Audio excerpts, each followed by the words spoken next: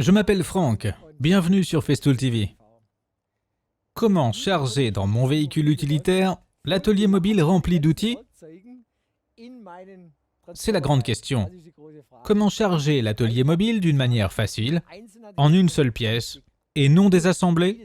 Je vais vous montrer tout de suite comment procéder. Je commence par ma lourde caisse à outils. Je la décharge. À l'arrière, il y a cette poignée. Et sur la poignée, il y a ces pièces en plastique. Lorsque je bascule l'atelier mobile en arrière sur le plancher de mon véhicule, ces pièces en plastique entrent directement en contact avec le plancher. Ceci me permet de protéger mon véhicule. Maintenant, je soulève l'arrière de mon atelier mobile. Ensuite, je n'ai plus qu'à le pousser dans le véhicule jusqu'à ce que les roues entrent en contact avec le plancher. Vous voyez qu'il n'y a aucun problème. C'est un jeu d'enfant. Maintenant, je monte et redresse l'atelier mobile.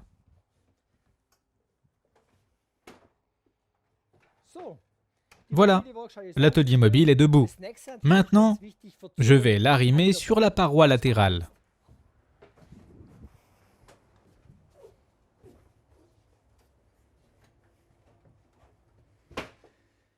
Mais avant de charger l'atelier mobile dans mon véhicule et de l'arrimer sur la paroi, je dois effectuer une manipulation. Je commence par mettre la poignée en position verticale, pour la bloquer. Ceci me permet d'assurer que les pièces de glissement en plastique à l'arrière et les roues sont sur un même axe. La fixation sur la paroi sera optimale. Certains se demanderont peut-être pourquoi fixer l'atelier mobile sur la paroi latérale. Ne serait-il pas possible de la transporter sur le plancher et de l'y attacher? Précisons que la poignée n'est pas conçue pour le transport d'un atelier mobile entièrement rempli. Lorsqu'il est chargé comme ça, l'atelier mobile doit impérativement être transporté à la verticale. La solution la plus sûre est de le fixer à la paroi latérale. Je recule l'atelier mobile. Maintenant, il est bien en place. J'ai ici des sangles typiques pour ce genre de véhicule. Je mets en place la sangle d'arrimage.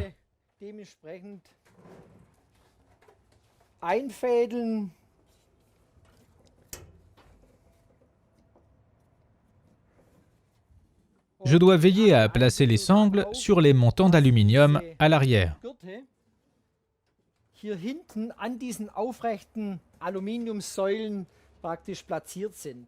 Sur ces montants robustes, je dispose d'une force optimale. Ils plaquent l'atelier mobile en arrière contre la paroi.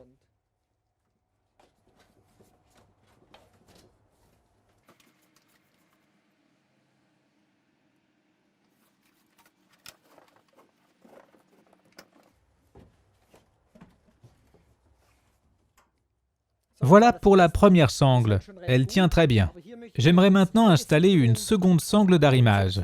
Elle part du sol et passe sur la table.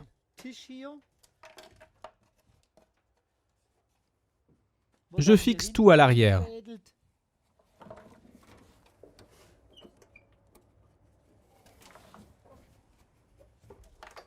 L'ensemble devrait ainsi rester bien en place dans mon véhicule.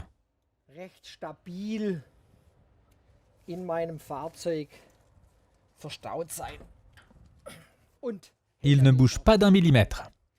Bien sûr, je dois respecter les règlements qui s'appliquent au pays dans lequel je transporte l'atelier mobile.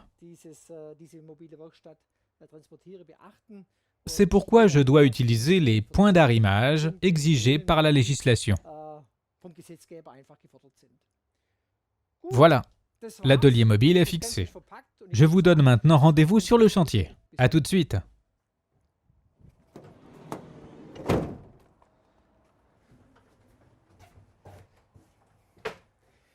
Comment décharger facilement l'atelier mobile de mon véhicule utilitaire?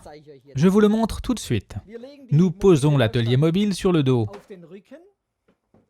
Il faut veiller à ce que les roues restent en contact avec le plancher du véhicule utilitaire. Je peux tirer en avant et très facilement l'atelier mobile. Grâce aux pièces de glissement en plastique sur la poignée, il se déplace très facilement.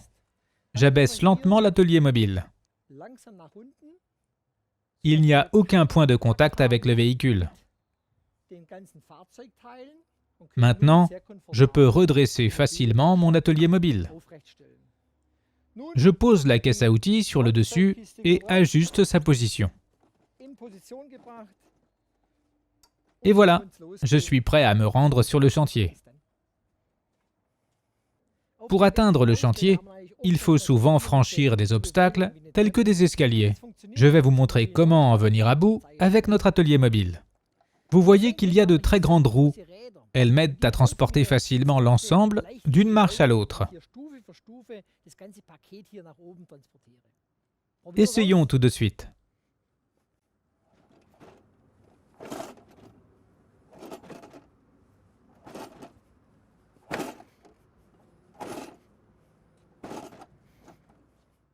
Ça marche très bien.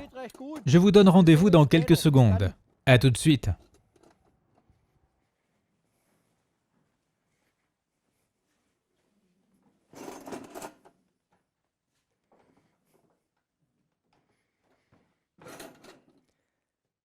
C'est exactement ce que je voulais. Tout le nécessaire dans un ensemble compact. Je dispose de l'ensemble des outils dont j'ai besoin sur le chantier et pour le montage. Plus tard, j'aimerais raboter et ajuster un plan de travail de cuisine. J'ai tout le nécessaire à portée de main.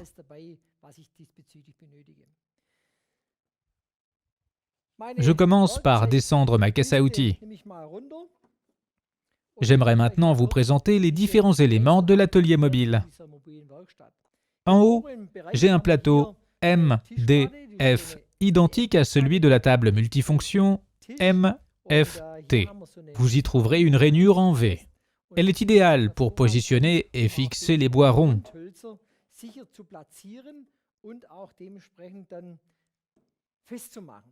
Le kit de fixation MFT est quant à lui très pratique pour maintenir des pièces. Il regroupe tous les accessoires de serrage destinés à la table multifonction MFT. Pour mon application, je vais utiliser les serre-joints. Elles me permettront de fixer, puis couper très facilement le bois rond.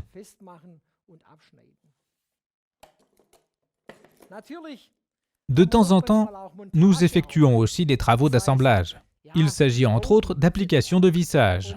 Dans ce cas, je recommande l'utilisation de ces boîtes.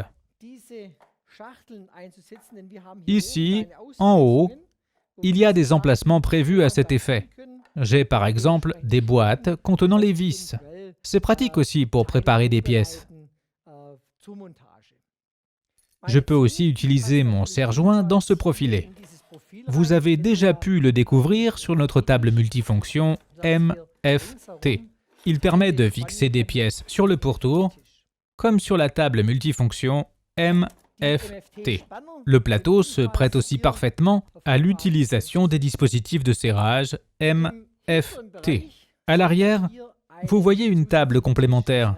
Elle me sert de rallonge pour les pièces de grande taille. Je vous montre comment procéder.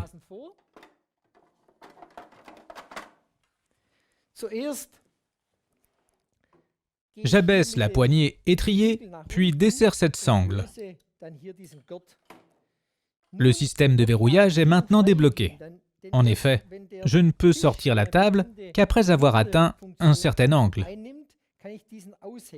Si elle est trop droite, je ne peux pas la retirer, car en bas, la table est bloquée par un système de verrouillage. Je penche donc un peu la table. Je peux maintenant la retirer. La table a un châssis avec des pieds. Je peux le déplier et le bloquer. Cette plaque adaptatrice me permet d'accrocher la table dans le profilet à rainure en V.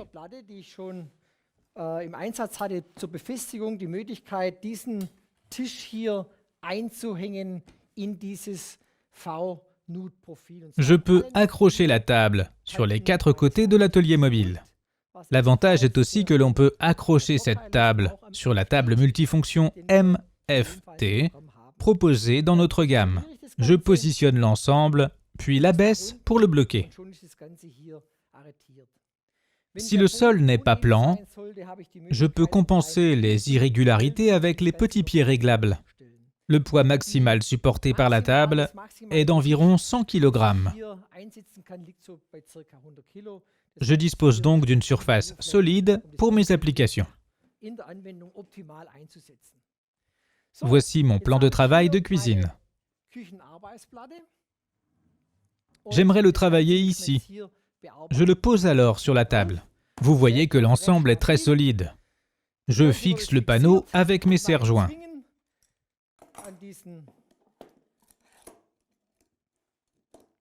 C'est très pratique. Je dois ajuster encore un peu la position.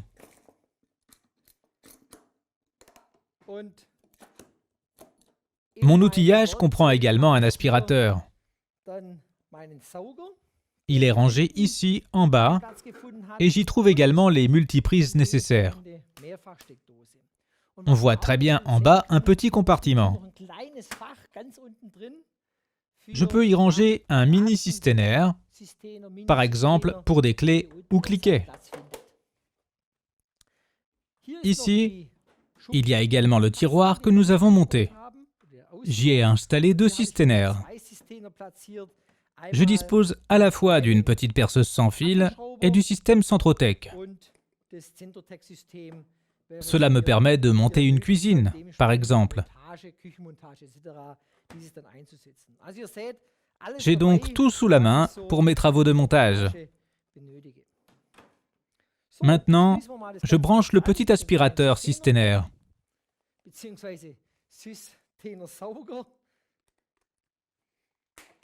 Il nous faut aussi un rabot. C'est pourquoi j'ai amené le HL.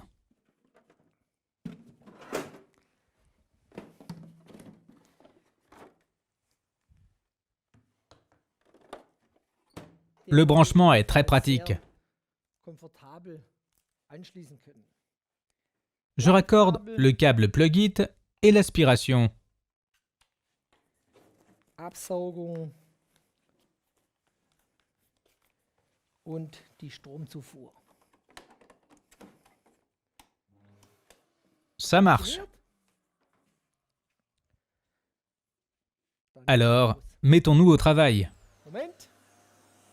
La sécurité est prioritaire, comme toujours. Mes lunettes de protection sont rangées dans ma 6 Toolbox. Werkzeugkiste habe ich die Schutzbrille dabei.